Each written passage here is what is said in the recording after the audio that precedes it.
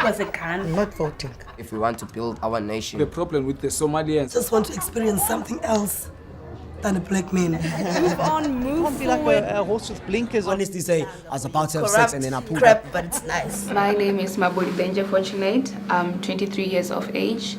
I'm currently doing my final year in Bachelor of Social Science in Psychology and Sociology. My name is Mikhail Goliath. I'm turning 22 this year and I'm a second year student at Damlin Mowbray studying public relations. I am Nonguleko Ulana, studying public relations in Damlin Mowbray, 27 of age. My name is Lindiwe Dlamini. I am a postgrad student at the University of Cape Town and the founder of Injabulo Project. I'm Sifukazi Chief and I study at Damlin.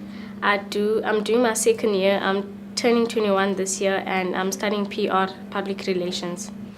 Other people get on, a couple of people who've been on social media and relying on the likes, and if they don't get enough likes, then they feel like they're not pretty enough and all of those things. It goes with how you feel about yourself as a person, and it's a matter of responsibility. But then on the other hand, looking at us here, I'm guessing we're all over 18, so definitely we've got that agency and we have to be responsible enough to do this. But then what about the little ones? Because Facebook accepts as young as 14-year-old, and a 14-year-old will not understand if a friend doesn't like their picture. They take it very personally because they're at that stage in their lives where I need to get this reassurance for me to feel like I matter.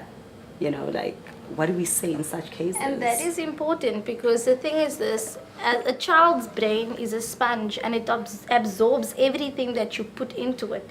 And right now, I think that is what Nkululeko is saying, is that we are exposing our youth and our kids to likes are important. It's important for people to like your Snapchat and view your Snapchat and like your Facebook status and follow your tweets and whatever and be on Insta with you and be your friend and be followed, and it's all about being followed, being liked and being shared.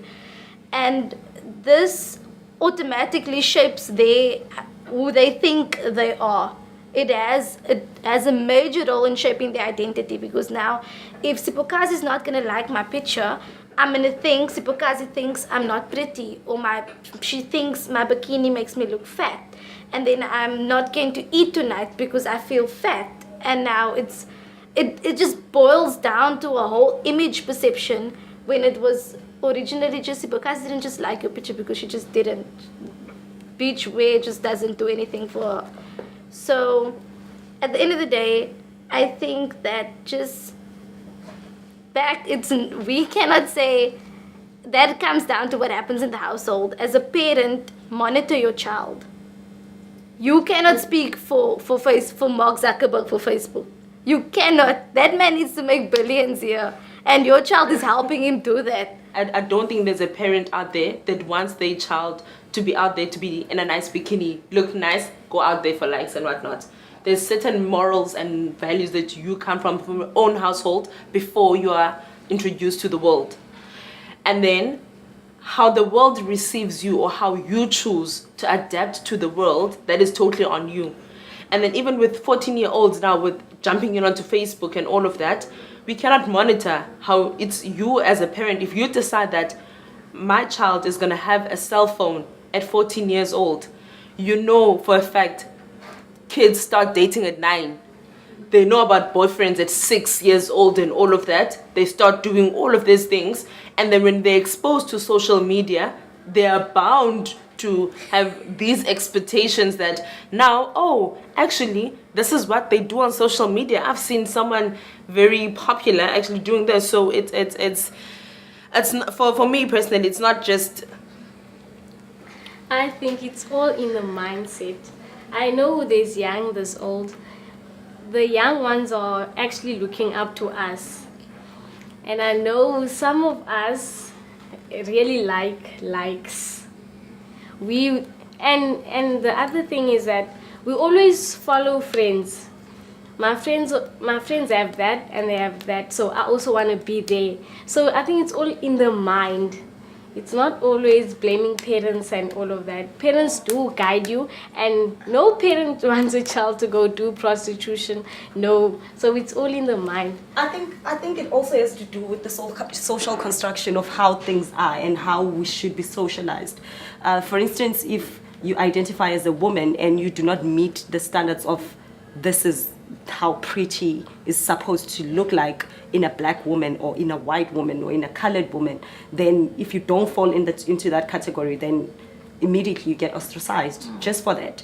But also when it comes to issue of like parents, as Nonkulego said, like I also don't feel like, I mean, the whole thing about responsibility also goes a long way. I mean, it's very intersecting. It's very deep. You'll have to like think about the class issue. You'll have to think about the background. You'll have to think about the religious issue, the cultural issue. It's a whole lot of things. There are parents who can literally be able to monitor. For instance, simple. I'm sure Joe can be able to monitor how the use of a cell phone is monitored in his house as a white man, because he's got that social class and the power and the money for him to actually make those rules. For a parent who is black, works as a domestic worker, comes home, tired as hell, can't even think of anything else, just wants to see if the homework is done. Anything else like really doesn't matter because she's so stressed out, needs to wake up at 4 a.m. in the morning and go work again, making sure that this kid gets whatever they want. Because like at the end of the day, I work with kids in schools, with the Injabula projects, we deal with bullying. Most of the kids, the parents would not want their kids to have the phones because they saw exposed to a whole lot of things. We saw what happened with Sese too. The girl was cyberbullied because the video was leaked online and all of those things. The parent thinks, okay, no, to protect my child, I'm not going to give them the phone. The child goes to school without the phone, still gets bullied for being poor and not being able to afford a phone. So like, definitely, it's a matter of what is it that we're teaching these kids. And we can speak here as 5 of us, have this conversation about how important it is for us to model some sort of behavior that these young ones will learn from and grow from. But there's like how many other people our age who post on social media, who are followed by those kids, who they learn something else different than the ones that we can try to teach them as 5 of us. How do we get the message out there to spread the message to say, let's try and create like some positive media rights type of thing where kids can learn something, but how many of us are actually going to follow through?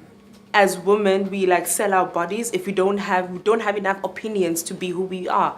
And then we're not actually out there to say that me as Unonguleko, I can decide to say that today, you know what, I'm sick and tired of A, B, and C. And then a person's going to be like, but why? So... What do you mean by women sell their bodies? By that, it's a sense of, I'm making an example. Yeah. So I'm looking up to, let's say, to Bonang, celebrity figure.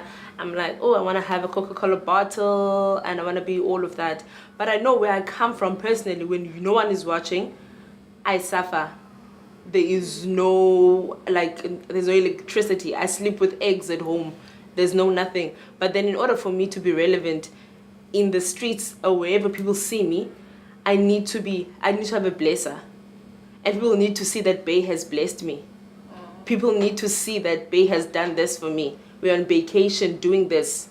We're doing that. Sometimes you're really not happy, but you need to maintain a certain standard to say that I am just as that level to get those amount of likes. So then wouldn't we say that a person must be responsible enough for them to even have a social media account? Because it's all about responsibility. I mean, you know how large your pocket is for you to afford certain things. So why then fall into that trap? Because if you speak, especially with the issue of blessers and blessee, that's a choice. I mean, some women make the choice because they definitely want to boost their social capital.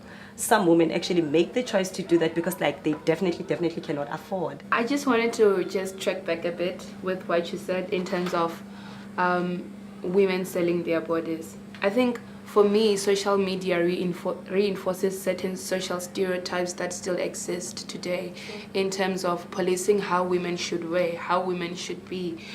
So right.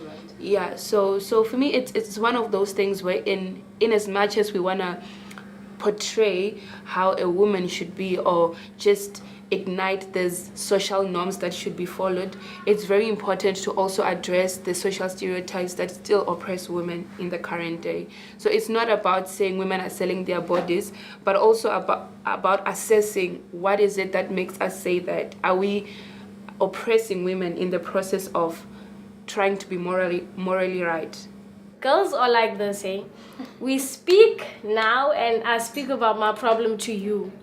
You're not gonna say it the way I said it on social media. You're gonna change it, but I know I told you this, but you're saying it on social media. So now everyone knows about my business. They might not know about me, but they know about my business. So that kind of touches someone, and then they get hurt in some way.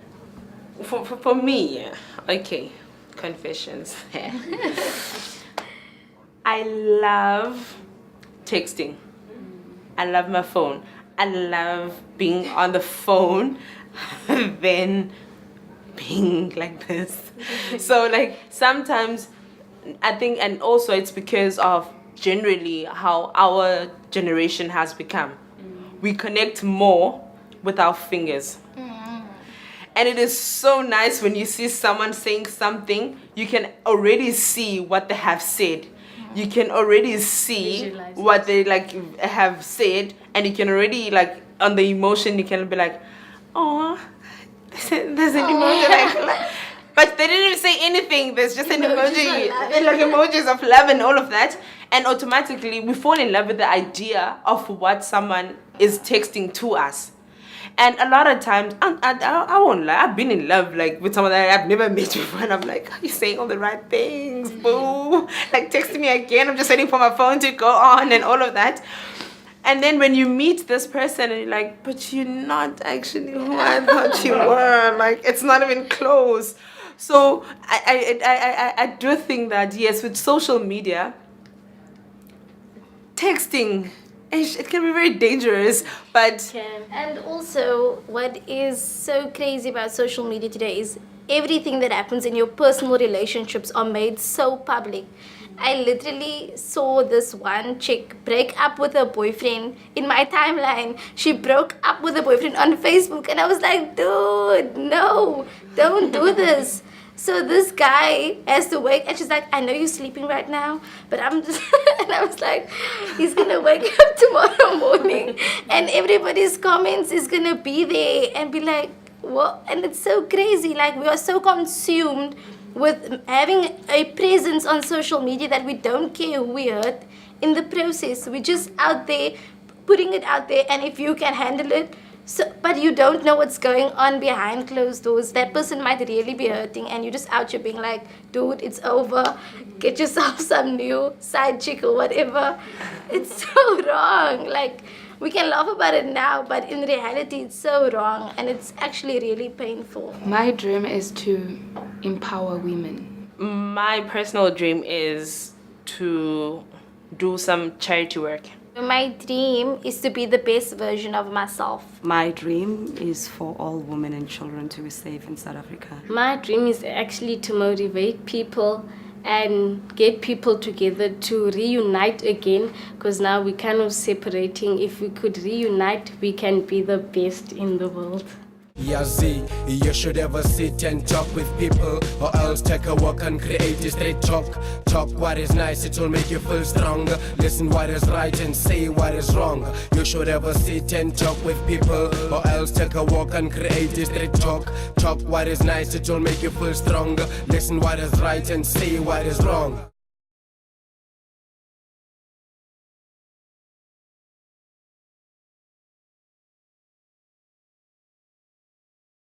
In Damlin Mowbray, 27 of age. My name is Lindiwe Dlamini. I am a postgrad student at the University of Cape Town and the founder of Injabulo Project. I'm Sifukazi Chief, and I study at Demlin. I'm doing my second year. I'm turning 21 this year. Build our nation. The problem with the Somalians. Just want to experience something else than a black man. Move on, move Can't be like a horse with blinkers on. Honestly say, I was about to have sex and then I pulled crap, but it's nice. My name is Mabodi Benja Fortunate. I'm 23 years of age. I'm currently